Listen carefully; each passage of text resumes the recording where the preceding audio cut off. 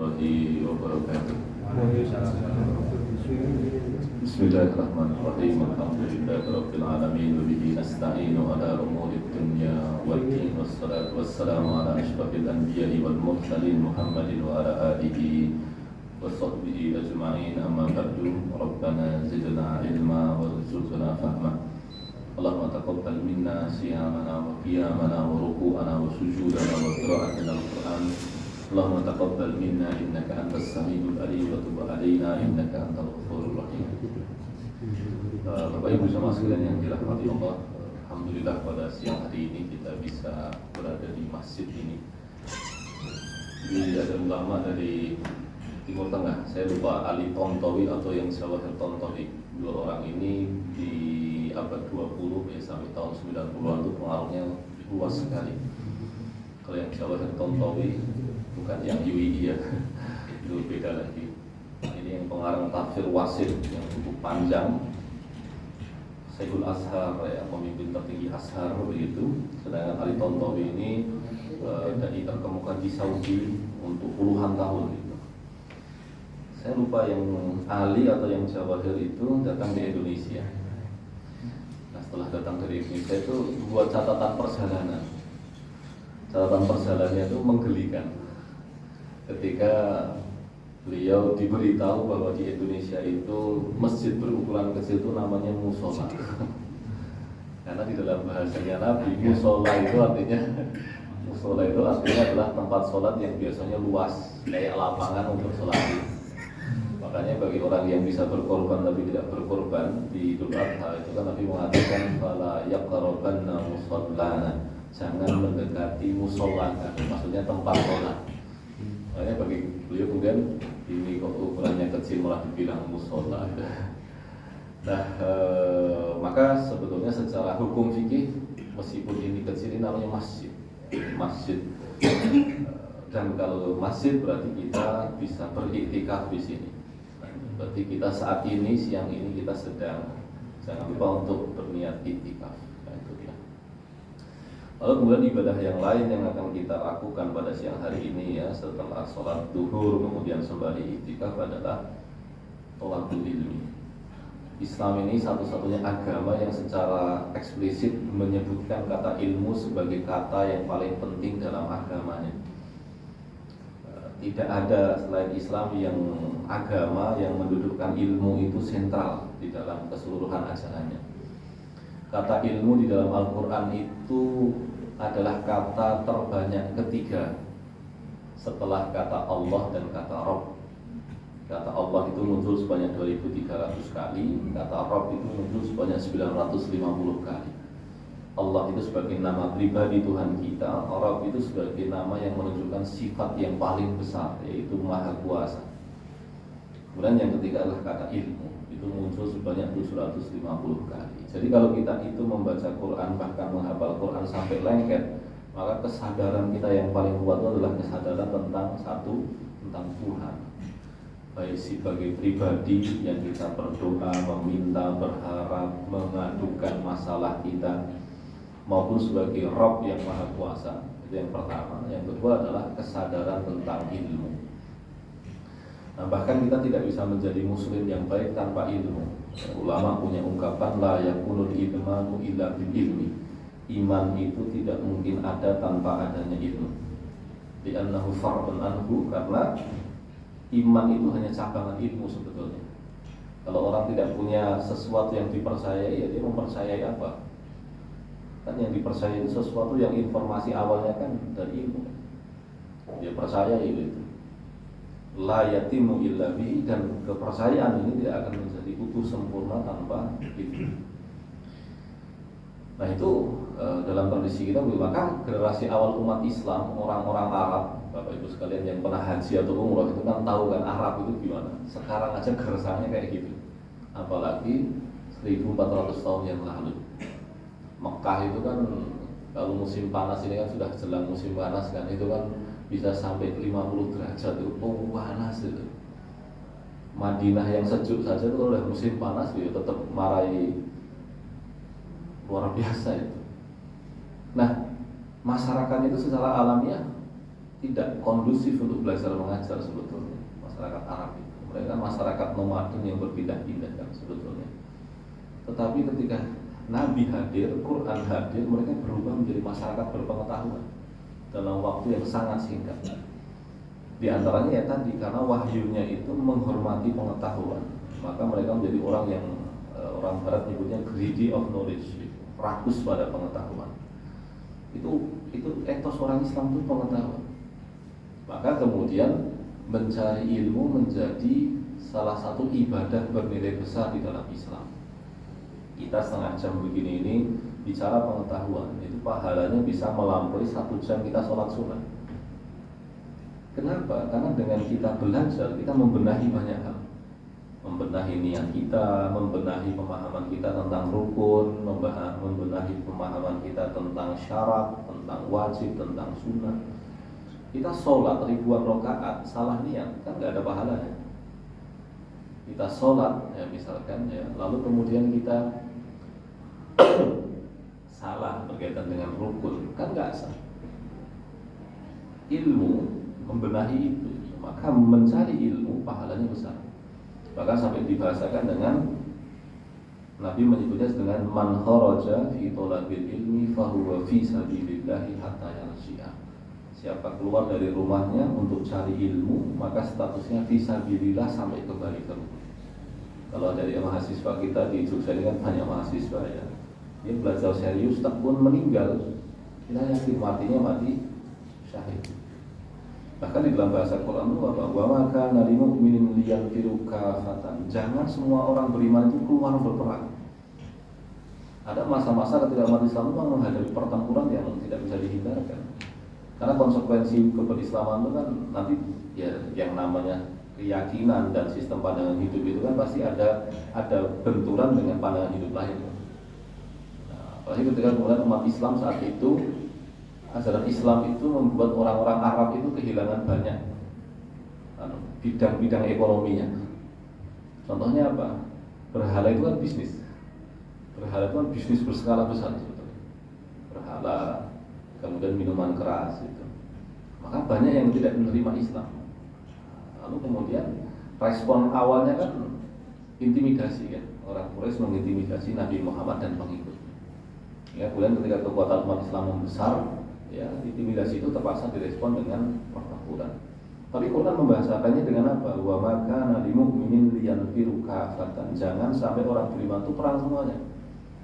Walau la nafar min kulli firqatin ta'ifatun liyatafaqahu fiddin. Tetap harus ada orang yang tetap stay.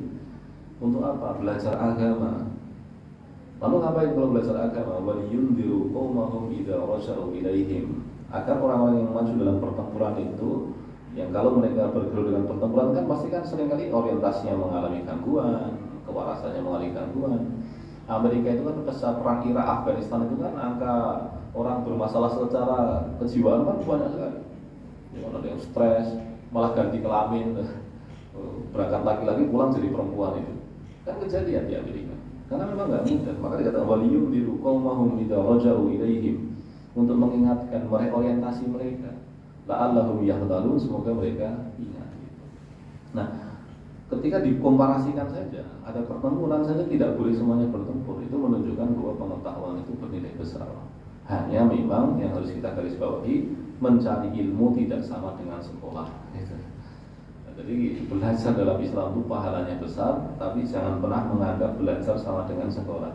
Kalau orang menganggap belajar sama dengan sekolah itu penyakit, namanya schoolism.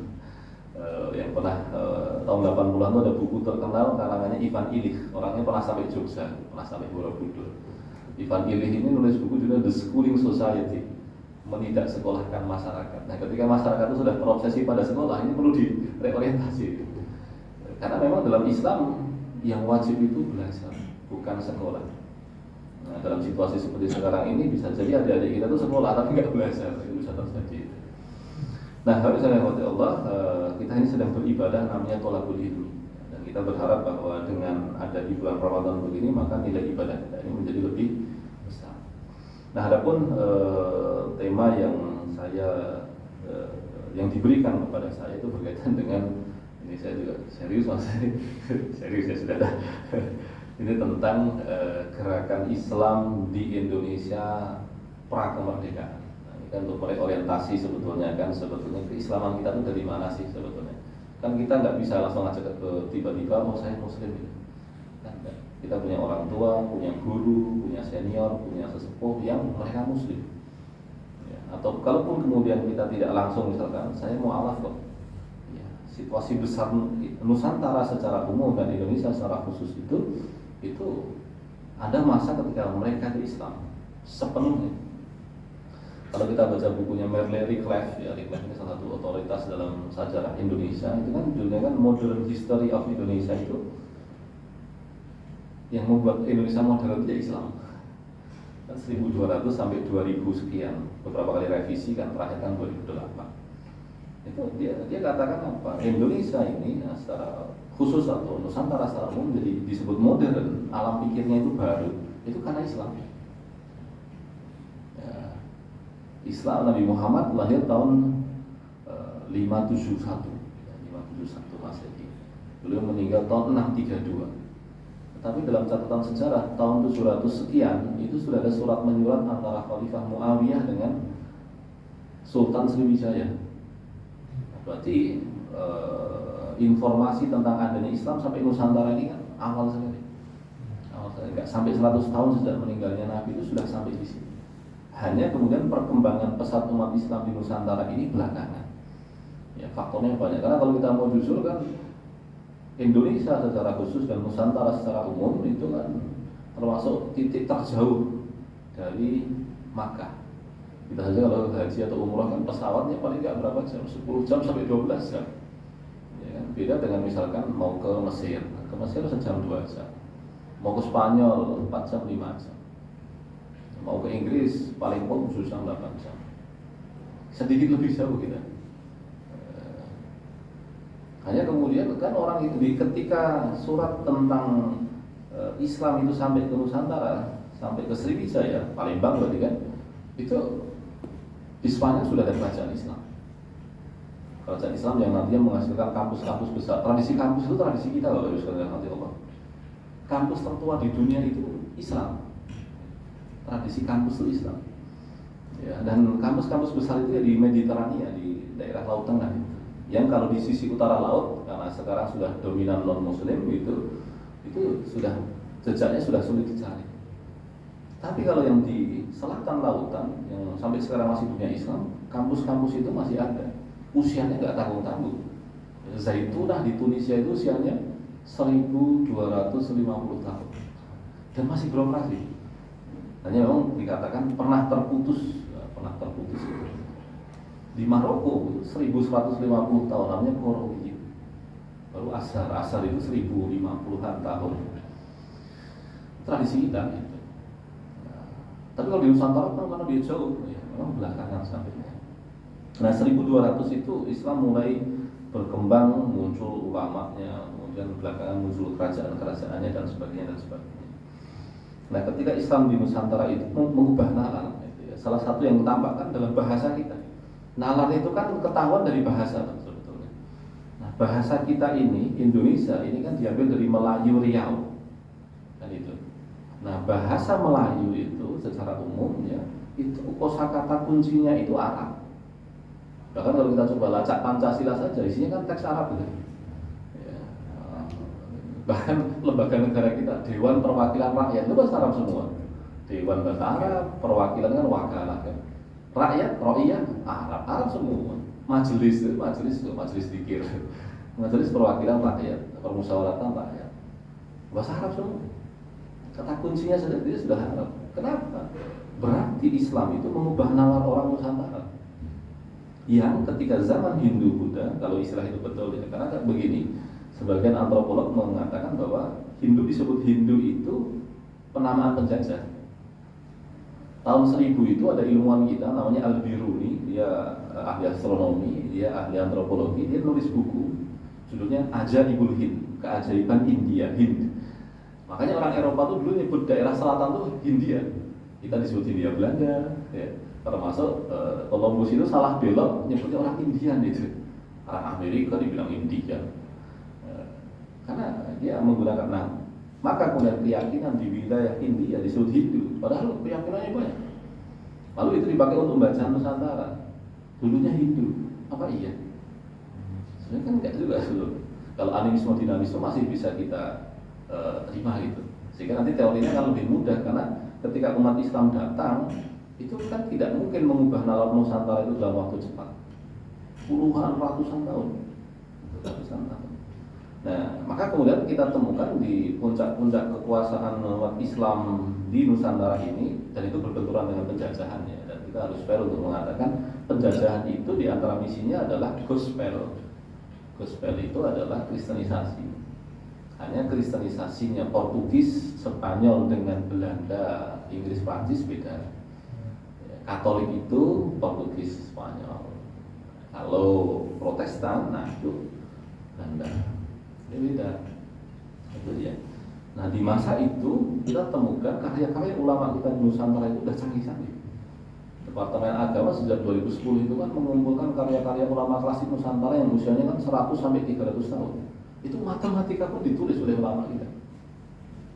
Astronomi, matematika dan sebagainya ditulis. Karena memang capaian nalar kita tuh sudah di itu.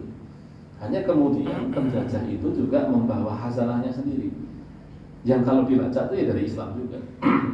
Apakah ini untuk klaim? Bukan masalah klaimnya. Kita harus fair untuk mengatakan bahwa ketika pengetahuan dari dunia Islam pindah ke Prancis bagian selatan dan menyebar ke Eropa, ya nanti berubah juga karakternya. Lalu kemudian pengetahuan itu pindah ke negeri kita melalui penjajahan. Nah, itu jadi challenge tersendiri, jadi tantangan tersendiri. Nalar kita orang Islam itu ternyata diintervensi oleh model nalar baru, yaitu nalar modern, ya, modern dalam makna belakangan begitu, yang dibawa penjajah. Itulah yang nanti memunculkan gerakan-gerakan Islam di Nusantara. Nah, Bapak Ibu sekalian yang dirahmati Allah, kita harus jujur bahwa umat Islam ya pernah jadi begini. Quran itu membahasakan bahwa sejarah itu ada polanya, ya, dan masing-masing bangsa itu ada masa kegemilangannya. Kalau kita nggak usah melacak terlalu jauh lah, Amerika itu kan tahun 2000-an itu kan jadi polisi dunia, sangat berkuasa. Nyerang Irak, nyerang Afghanistan nggak ada yang protes. Umat Islam kayak dipukuli gitu ya, terima nasib lah. Tapi ketika Donald Trump jadi presiden, dia bilang apa? We make America great again. Gitu. Tapi itu udah nggak great anymore kan? Sudah nggak great lagi. Gitu. Nah, dia sudah mau runtuh. Sekarang Rusia begitu tuh, Amerika nggak berani ngapa-ngapain. Jepang kita lihat tahun 80-an 90-an rasanya teknologi Jepang. Sekarang penduduknya habis. Tilkal ayyamu, Allah katakan tilkal ayyamu nudawiluha bainan nas. Itulah hari-hari yang kami pergilirkan. Ya, dulu di Eropa bahasa pengetahuan Latin. Sekarang bahasa Latin jadi bahasa yang kita lupakan, itu paling istilah biologi, istilah obat gitu. Yang dipakai Inggris gitu, karena jajahannya dulu paling luas. Tapi kan akan bergeser lagi. Orang Cina, orang Korea sudah mulai belajar bahasa Arab. Kenapa? Karena sistem akar katanya itu menjaga maknanya biar nggak berubah. Maka ya diperkirakan 80 tahun lagi, 100 tahun lagi, kalau dokumen itu ditulis dalam bahasa Arab masih bisa dilacak maknanya. Tapi kalau masih pakai bahasa yang ada sekarang, repot itu. Jangan-jangan berubah. 25 tahun lagi kan berubah. Ekspresi-ekspresinya berubah. Ada waktunya, ya, termasuk ketika Islam pernah berjaya di Nusantara, ada banyak kerajaan besar menghasilkan orang-orang Muslim yang punya model nalar yang canggih. Itu ada masa surutnya juga, Nah, salah satu yang tadi menantang menjadi challenge umat Islam itu penjajahan. Nah, penjajahan itu kan melibatkan politik iya, kemudian ekonomi iya, lalu kemudian agama iya, termasuk kebudayaan. Secara politik responnya perang, kan gitu. Lalu secara ekonomi ya perang juga iya kan, politik dan ekonomi biasanya sepaket. Tapi yang kemudian umat Islam mulai kewalahan itu ketika apa? Penjajahan itu membawa kristenisasi. Orang berubah agama kan tidak bisa dibunuh kan, masa iya?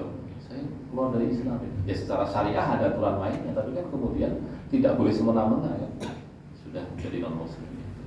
Hanya yang lebih kompleks lagi adalah pendidikan itu. Karena pendidikan Barat itu mengubah nalar. Berbeda itu orang setelah dididik dengan model-model pendidikan Barat. Nah, umat Islam yang menyadari bahwa ini mengkhawatirkan, ini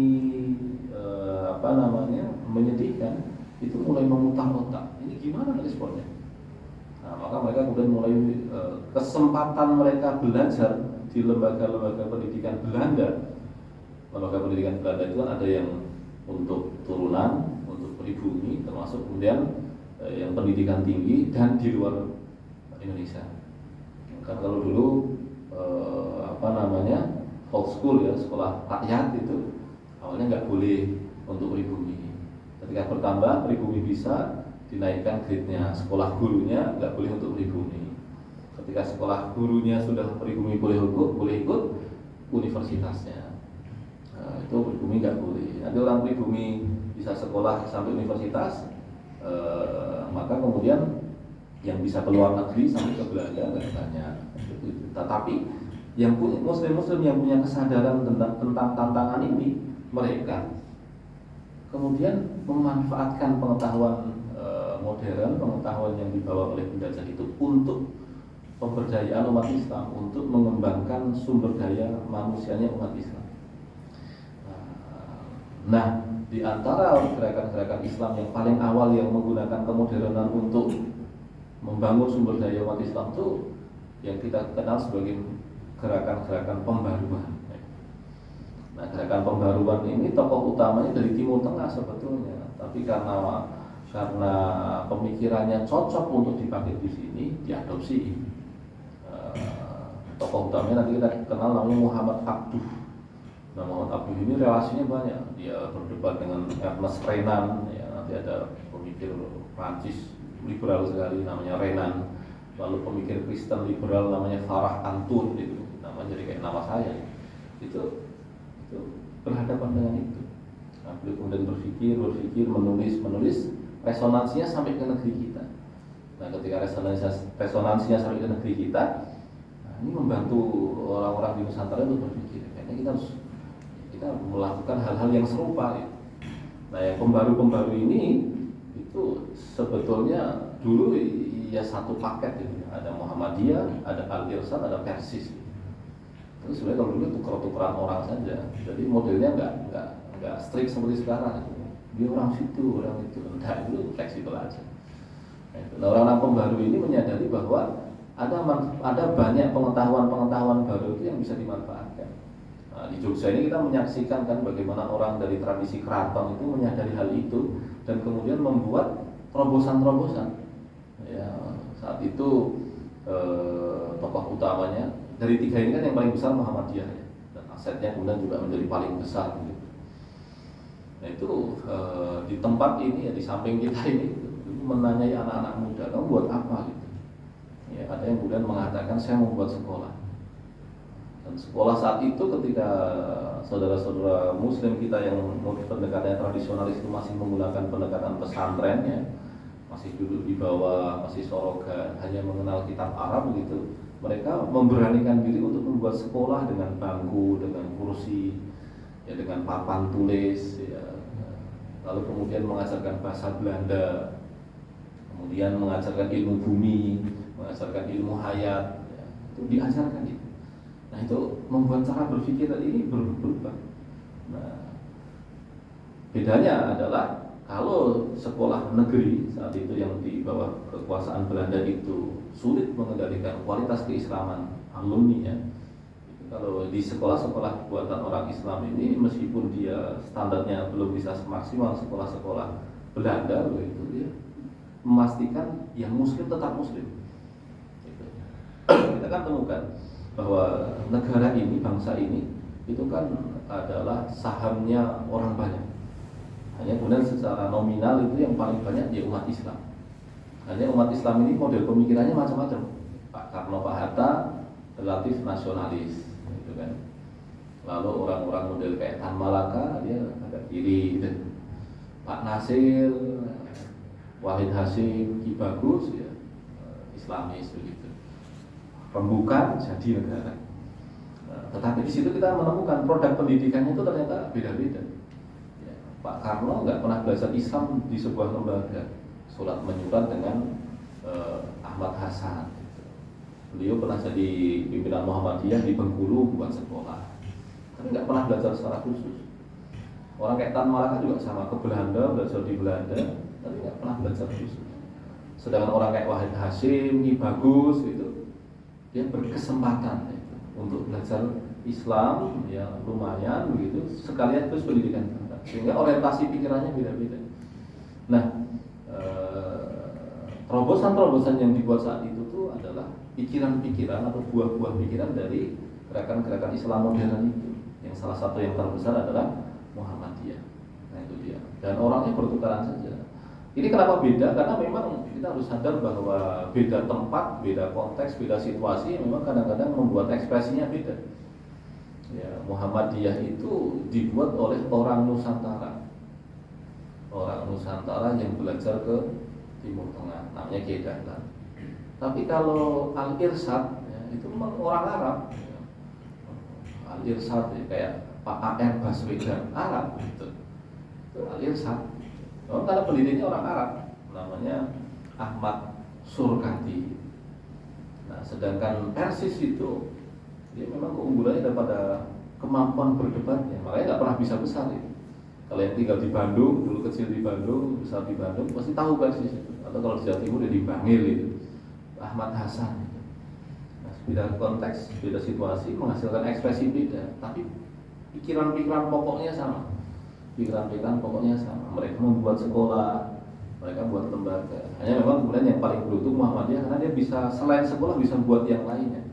PKU depan sini itu kan dulu kan negosiasinya kan luar biasa itu. Ya namanya Kiai Suja itu.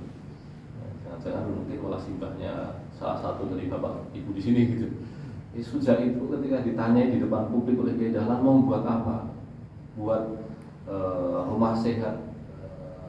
Dulu istilahnya apa begitu, itu pertama diketawain itu, mau koyo iso itu. Jadi memang karena orangnya keras hati ya, gawe.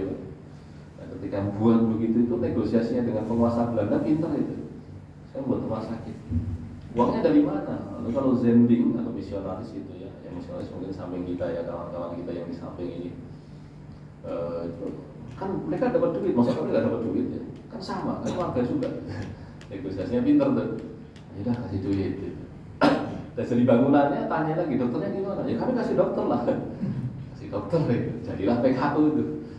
Jadilah PKU. Meskipun awalnya dia masih seperti panti sosial itu ya, belum ada profesionalnya, tapi secara perlahan jadi punya dokter-dokter profesional. Karena saat itu Kiai Dahlan yang dihadapi tahu anti rape, Bethesda besar-besar milik milik pemerintah. Milik Zending dan itu beda Kristennya loh. Kalau Bethesda kan Protestan ya, kalau Panti Rapih kan Katolik gitu, ya beda Kristenannya. Nah, kesadaran tentang apa yang dihadapi itulah yang membuat mereka buat terobosan. Nah, hanya kemudian apakah pandangan modern ini selalunya positif? Ternyata punya kelemahan juga. Ya, makanya kemudian orang-orang tradisional yang menjaga tradisi di sini bisa bermakna dua ya, tradisi yang produk lokal dengan tradisi yang merupakan warisan ulama begitu, itu melembagakan pikirannya itu.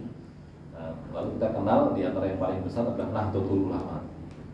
Nah, Nahdlatul Ulama ini adalah para penjaga gerbang tadi warisan para ulama itu, yang memang di masa itu sedang macet untuk menghadapi kemodernan. Tapi hari ini model pemikiran dari saudara-saudara kita Nahdlatul Ulama dan yang kalau di luar tuh kayak Azhar gitu, termasuk Qorowiyin tadi itu ternyata menemukan relevansinya. Contohnya apa? Ketika kita semakin modern, kita semakin canggih dan menghasilkan banyak kemajuan secara materialistik, ternyata itu kita kebingungan secara kejiwaan gitu.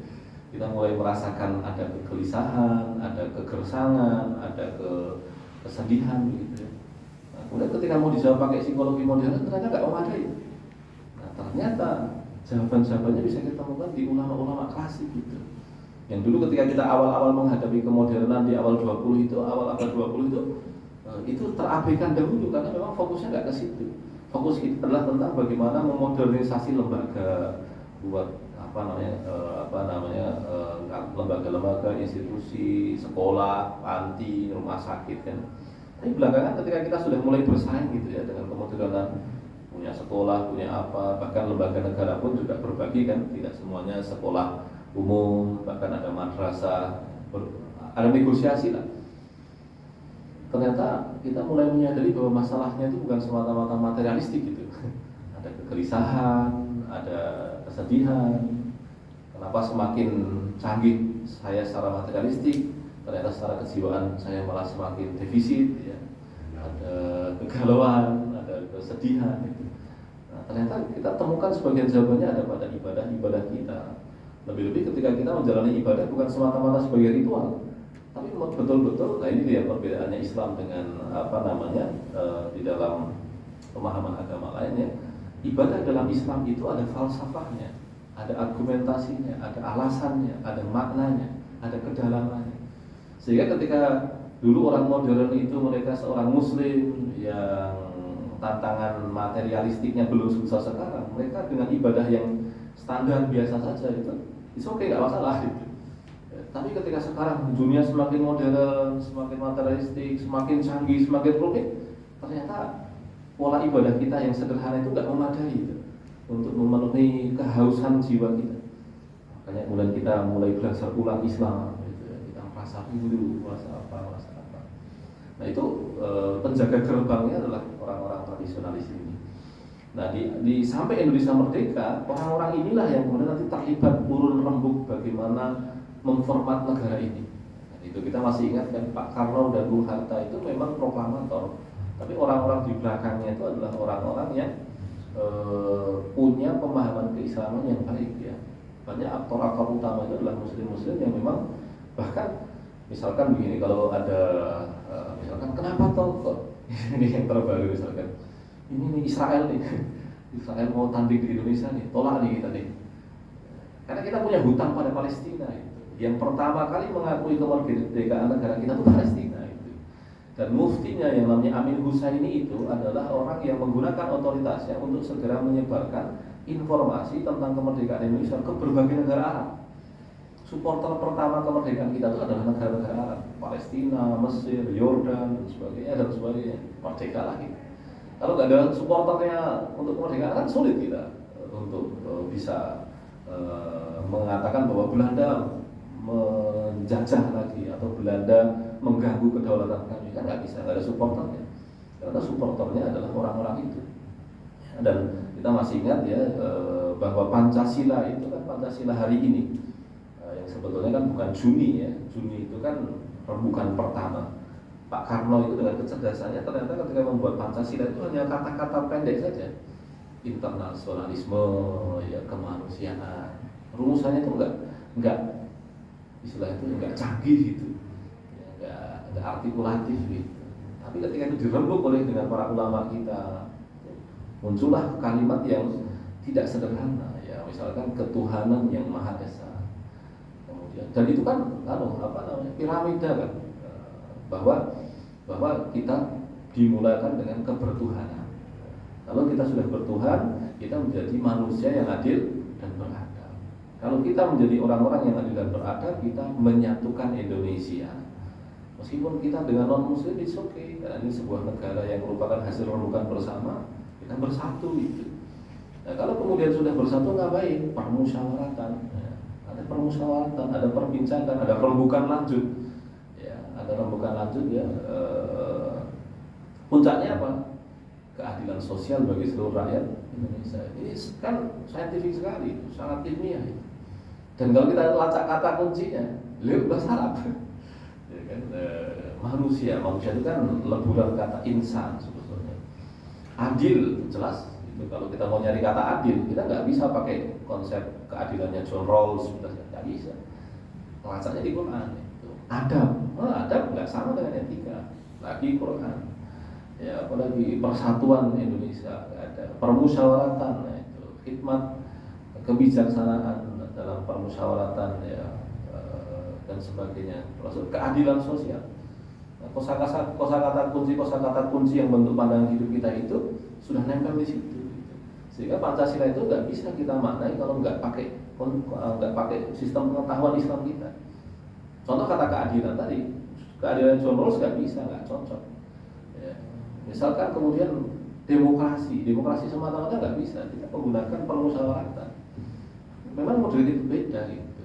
Nah itu dia. Nah, kalau sudah dirahmati Allah, disinilah kemudian kita menyadari bahwa ya keindonesiaan kita, keislaman kita ini kita berhutang kepada banyak orang gitu, dan diantaranya paling yang punya banyak otoritas, punya kontribusi juga banyak itu adalah para ulama kita, para sarjana muslim kita, para pemikir muslim kita yang terlibat penuh ya di dalam membentuk identitas dari negara ini.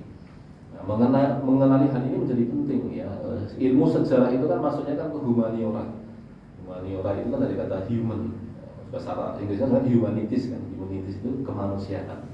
Dengan kita belajar sejarah itu sebenarnya kita menyempurnakan kemanusiaan kita. Nah, dan kita ini kan termasuk orang timur yang sebetulnya sangat menyadari kedudukan leluhur itu ya. Makanya biasanya kalau kita sudah usia 35 itu dalam bahasa ulama itu kuhulan usia dewasa. Itu kita sudah mulai bertanya simbahku sopo gitu kan. Jadi kalau merasakan itu. Dulu ketika masih muda diajak arisan terakhir males itu. Arisan terakhir. Tapi setelah usia 35 itu mulai merasa bahwa perlu gitu, ngerti sopo simbahe gitu ya. Nah, itu humanities kita, itu kemanusiaan kita. Kita menjadi muslim itu juga dengan wawasan-wawasan itu gitu. Nah, mengetahui sejarah kita ini menyempurnakan kemanusiaan kita. Kita jadi tahu kita tuh dari mana, ya, sudah melewati fase apa saja. Sekarang kita ada di mana dan akan menuju kemana. Nah, itu produk hasil dari belajar sejarah itu salah satunya itu. Dan kita ternyata menyadari bahwa ya tadi keislaman kita, keindonesiaan kita itu banyak hutangnya ya kepada para pendiri bangsa yang para muslim ya, kan yang non muslim kan bisa dihitung jari kan, muslim dengan berbagai orientasi pemikirannya ya, baik yang nasionalis, baik yang agak kiri gitu ya, maupun yang jelas islamis begitu ya. Mosi integral kita masih ingat Pak Nasir itu jelas, urusan Pancasila jelas para ulama dan sebagainya. Nah, nanti pasca merdeka situasinya menjadi berubah lagi ya. Semua fase itu ada semua zaman itu ada kondisinya sendiri-sendiri ya, nanti akan berubah lagi. Misalkan sekarang kita menemukan ada banyak gerakan-gerakan baru, ya tidak apa-apa. Ada wawasan-wawasan baru yang membuat mereka itu punya ekspresi yang berbeda ya. Misalkan ada saudara-saudara kita tuh yang banyak terinspirasi oleh gaya Timur Tengah ya, ada masanya model pemikiran begitu cocok gitu. Tapi setelah waktu berjalan, kondisi sosial berubah, kondisi politik berubah, ternyata kebijaksanaan klasik dari lembaga-lembaga sepuh ini menunjukkan relevansinya kembali ya. Sekarang yang kita menemukan Muhammadiyah, NU, PSI 1 tetap menjadi lembaga-lembaga tua yang menaungi kita karena mereka mengawal berdirinya negara ini. Sedangkan yang lebih muda ya ternyata ada situasi yang tidak bisa mereka hadapi ya, mereka harus kalah gitu, kalah dalam artian ternyata nggak memadai gitu menghadapi kondisi-kondisi yang berkembang dan sebagainya. Nah, bahwa sudah dirahmati Allah, nah itu cerita siang hari ini semoga tidak menjadi pengantar tidur yang nyenyak ya. Saya khawatirnya baru salam, saya mau cerita lalu bismillah. Nah, dari saudara Allah sebagai penutup, nah, nanti kalau malam hari panjenengan beriktikaf, ya iktikaf itu artinya adalah tidak berdiam diri. Karena kalau benar semuanya berdiam diri itu nanti rentan masuk masjid langsung bismillah. Itu tentu tidak tepat. Karena makna iktikaf itu adalah melakukan segala bentuk ibadah yang bisa dilakukan di masjid. Kita lupakan dahulu perkara duniawi kita. Ya kalau kita tidak bisa full siang malam, ya minimal malam harinya ya kita gunakan untuk mengakrabkan kembali ya, diri kita, jiwa kita, ya ruh kita, ya kebutuhan batin kita dengan Allah Subhanahu Wa Taala untuk orientasi diri kita, ya, mengenyangkan kembali kebutuhan spiritual kita dan sebagainya.